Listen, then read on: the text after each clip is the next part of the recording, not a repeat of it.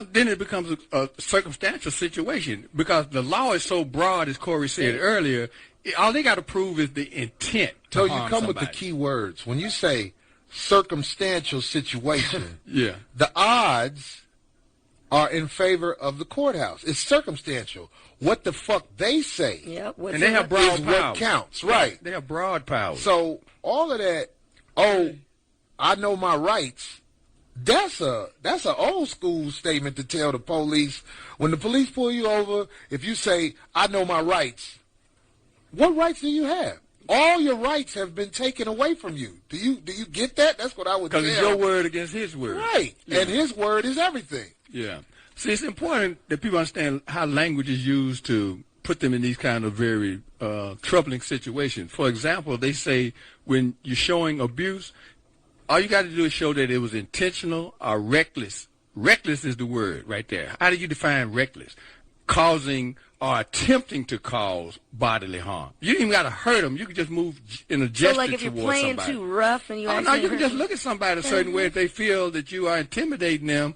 That's an order to show cause. Well, that's what people were actually saying in that Kardashian episode where she was wrestling with old boy, the big dude that she divorced. Kim. The basketball player? Yeah. When Humphreys? Chris Humphreys. When they had an episode out, people were actually saying, "Hey, did you see how she behaved and everything?" Because they were kind of wrestling, and he got a little rough with her or whatever. Then she either messed her nail up or broke it or something. And she really got like, oh man, she started really like hitting him, socking him because she was mad that her nail had got messed up. So they were first playing, tussling, oh, come here, and then look what you did. And she really got like, and she started socking on him, hitting his back. He was like, what the, oh my God. It was like, and everybody was like, hey, now had a dude. A dude would have done that if she'd have hit me like that. Because I'd have been like, oh, what the fuck is wrong with you? Yeah, everybody was like, wait. La la la la. La la la la. That's the sound that comes when a dude slap a girl. We're getting ready to take a call right now, but la la la la. Let me give you the number again. It's 855-369-9898, and we have Noyd from Louisiana. Noyd, what's you up, there? Man? Yeah, what's going on, Corey? What it do? Hey, man, I'm from Louisiana, bro, and I'm going to make this real quick. Hey, about 3 years ago, man, I went through the worst episode of my life, dude. I served my country for 10 years in the military, right? When I get back from the military, my wife applies for a divorce, right? Yeah, that happens a lot. So as life goes on, of course, she going to move on, right? Yeah. She finds this little young Thundercat. Young Thundercat discipline my two kids. I'm present. I'm there. You ain't got to do shit to mine. Call me, tell me, right? Well, my son that was 12 years old called me and told me, Daddy, I can't answer the phone no more because this man told me if I answer the phone in his house, he going to smack me. So like a man, I go over to the house. I said, excuse me, sir, I would like to talk to you. He tells me, well, what you got to talk about? This is my house, this is my rules. I said, I respect all that. I said, and my son's got to respect your rules. But when you talking about putting your hands on my child, now we got a problem. Well, of course, dude got a little hot-headed. I put my hands on him very thoroughly like Uncle Sam taught me to. The damn police, his wife, my baby mama, calls the police while I'm putting their hands on him. I get off the young man. I go sit in my car, right? The police get there, put me in handcuffs. Corey, in the state of Louisiana, if there are kids present during domestic violence, it's $5,000 a kid on bond. I got two kids there. That was $10,000. What? On top of that, if you have a firearm in presence of a minor, I got a concealed weapon license. That's an additional $10,000. Because I went back and sat in my car, they told me I became possession of that firearm in the presence of minors. $20,000 total on bond. Now, that's not the end of the story. I'm going to make it real quick. This man goes and puts a restraining order on me. Now, him and this bitch goes and gets married a few months later while we going through the case. And because of that, I can't come within 100 yards of the house that my kids live in. Wow. You know what I mean? No, I know. And this is what I want the people out there to hear as this man tells his story.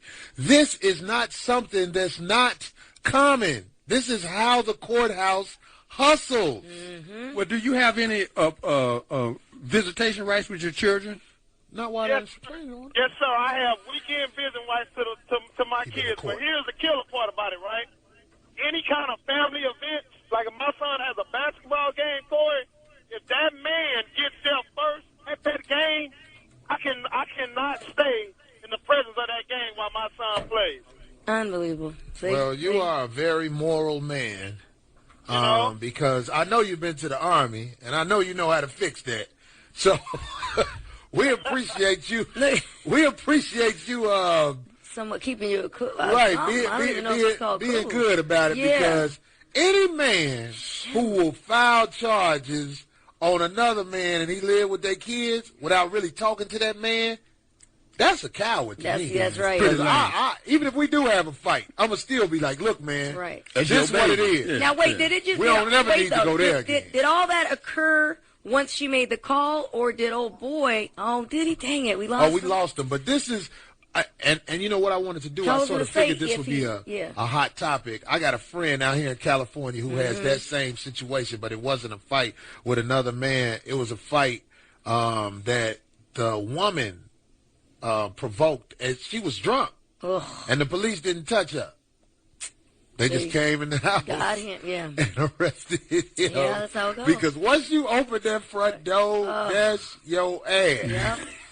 If you are, especially not a Caucasian male. Oof. Now, if you're a Caucasian male and you look like you trashy or whatever, if that's a better word for what I'm really trying to say, you know what I'm trying to say. Right. But if you live in Beverly Hills and you're a Caucasian male, they don't really bum rush your dough like that. No. Because they know you got a lawyer, they know you got rights. Yeah. But if they are If you're a coming to black pick man you up in any situation with any on race... Martin Luther King Drive in any city, you ain't got no rights. Them motherfuckers, once you open that front door, The right to take this beat down. We got Robert from North Carolina on the line. Go ahead, Robert. Hey, how y'all doing, Corey? All right. Hey, look, man, 3 years ago, me and my wife, I was married at the time. Me and her got in a argument, a big argument. I'm a truck driver. I came home that weekend, me and her got in a big argument about money. I didn't pay it no more attention. I left and went back on the road. Well, the following week when I came home, when I got back to my terminal, where I parked my truck at, they had a note for me to go to the courthouse to pick up papers. I went to the courthouse, found out I could not go back home because my wife put out that I had threatened her and that I was going to try to kill her. I ain't did nothing. I ain't put my hand on her or nothing. I wound up going to jail for 2 days. I had to do community service, and I had to take an anger management class, and I had to kick out over $2,000. How much was that anger management class? That anger management class cost me $500. Well, who paid the lawyer's fees? I did. You did. That's I mean, but the biggest thing, I'm not a violent person. I never put my hand on a woman. I mean, all we did was get in an argument, but she put it out that way, and right now I got a record saying I'm a domestic violence person. Hey, I got another question for you. When you guys moved in together, was it your place already? Was it her place already, or did you get the place together? We got the place together. Okay. Yeah, because it's like, even if it would have been your place that you have been living at for years, do you know you can get put out of your own place? Immediately. Yeah. And that's what happened with me. Yeah. How are things right now, Robert? I mean, how long ago was this? It's been 3 years ago. We are now divorced and moved on. Well, I'm glad. I know this might be weird to say, but I'm glad you got a divorce from somebody who will go behind your back and turn this system against you while you are at work, not even knowing something like that happens. That's an evil person. Oh, the karma from that. Who knows what's going on with her? And the people say, I got a record. I got a record now. And that's the worst part about it.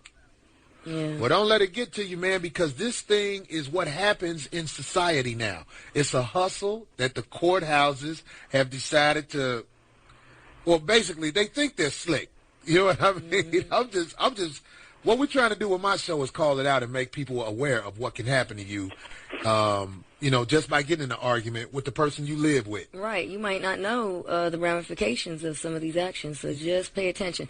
We got Kia Thanks from for the call. Yeah, thank you for that, Robert. We got Kia from you. Detroit. Kia Yes. from Detroit. There you go, Kia. Go ahead, Mama. Hey, how y'all doing? I was Hey. just calling. I was in a domestic violence situation about a year and a half ago, where my fiance beat me up in front of his girlfriend, and because I was around and she felt like I was being violent, she went and got a personal protection order on me. Wow. Could you repeat And- that? You witnessed your fiance. Her fiance beat her up, in front of him? and then the girl that her fiance was with said she felt threatened by her and put a protection order out on her. Go ahead, baby. I'm glad you broke it down. Thank you. And so after, when it all boiled down, like I was able to carry a concealed weapons license, and I had to get that taken away. And not only that, I had customer services at my house. It was just like a whole bunch of things came down to it. And then after it was all told, he got arrested like a year later for domestic violence. After Wow. everything Wow. happened. Hey, for what was he beating up the girl that put the charges on you? Yes. Yeah. Yeah. So, and your story is very interesting. I'm so glad you called in, Kia, because we needed to have a woman's voice, and her story is unique. So thank you for the call. But the point that I'm trying to make from her call is the law does not care about right or wrong. They care about who comes with it first. Whoever comes to them with the business first, because it is business. You're business. bringing business into their establishment. Those are the people they're going to listen to. So tonight, if you wanted to be evil, spiteful, or whatever, you could go tell the authorities that your partner is doing something to you, and it will start a process where they'll go after your partner just off what you said. You don't even have to be beat up. And money's going to be spent. Yeah, and that's yeah. what it's about. Spending the money. So when you're out there and you have a situation where you're about to do the dumbest shit in the world, and that's move in with somebody, especially if you have a house or something like that, you probably should have them sign paperwork, enter at your own risk. And I'm not using that to try to be funny. You should have somebody saying, you want to move in with me? Okay, you're going to sign this paperwork that's going to protect me in case you ever lie or tell the truth about me beating your ass. Wow. I hear you. That's what I would have somebody sign the paper. We're going to talk more about this. Yes, we are. The number to call in is 855. 369-9898. And we are talking about domestic violence and the crazy charges that are out there. All right. it. We'll Call be right back. motherfucker. Yeah, come on, Darlene. Oh, yeah. Play that guitar, Darlene. I love it. I love me some good rock. Well, you know, body count. So you never talk about body count, but I don't know Body about Count. body count. Ooh, that was my favorite. He had lost me by then. are you? And that was the biggest one. We made the most money with body count. Yeah, because they kind of integrated like with Caucasian Yep. people. No, that was the audience. The That was the first audience. full for that. Body all count. black. That's rock all I band. know is that when he body count. All right, the topic. Go ahead, Mr. Holcomb. Well, the topic is the rights you lose once domestic violence is charged against you. And, you know, most of the times we do two topics, but the phone lines are blowing up. So we're going to roll with this because I know a lot of people can relate to this because a lot of people have to pay the courts a lot of money in order to keep being able to go into work and make money. That's right. Because they take your freedom if you don't pay their money. I'm going to give the number once again, and then we're going to take the next caller. The number is 855-369-9898. And we have Terry from Houston. Go ahead, Terry. Terry.